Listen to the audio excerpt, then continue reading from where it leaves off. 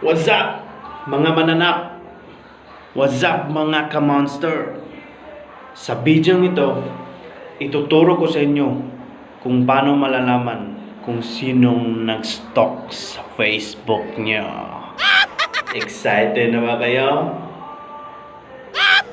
Ha? Hindi ko marinig. Lakasan nyo. Excited na ba kayo? Yes. So, kung excited na kayong malaman kung paano madiscover kung sinong nag-stalk sa Facebook nyo, watch till the end of my video. Wow! Ngayon, punta tayo sa Google Chrome.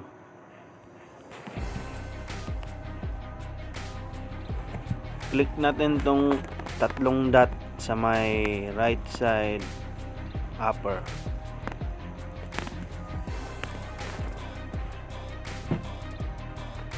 Check natin yung desktop site. Yan. Desktop site na.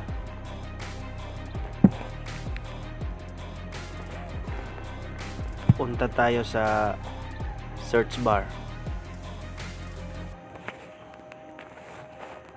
Type mo yung web.facebook.com/profile.php.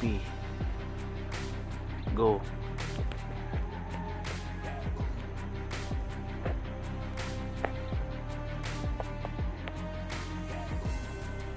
Mahina yung net.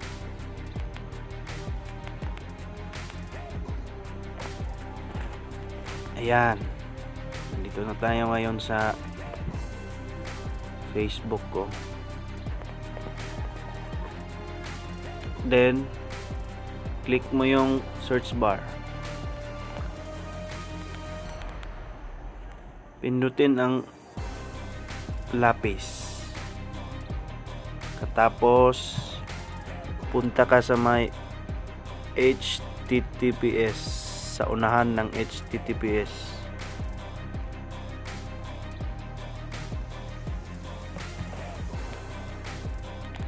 Type mo view dash source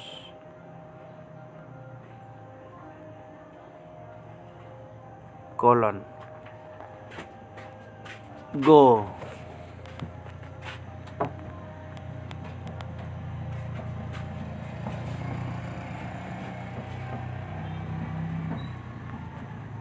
Ayan, lumabas na. Scroll down lang, down to bottom. Scroll down. Scroll down.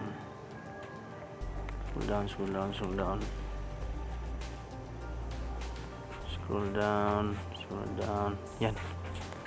Bottom na. Tapos scroll up lang. Scroll up, balik, scroll up. Ayan. Pag nakita nyo na tong mga numbers, yung 15 numbers lang, click mo, long press. Yan. Yung 15 numbers lang, copy. Tapos punta ka sa first tab.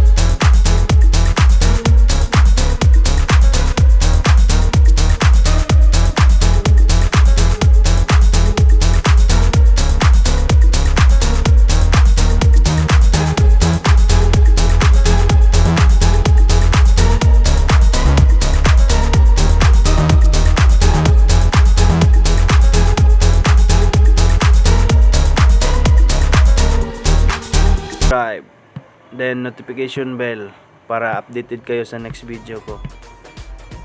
Salamat!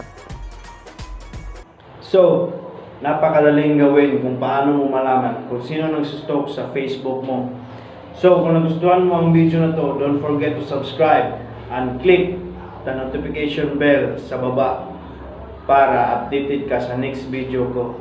Kaya nga pala, shout out sa mga kaklase ko, Class 2014 na 02 Bagsikas Class.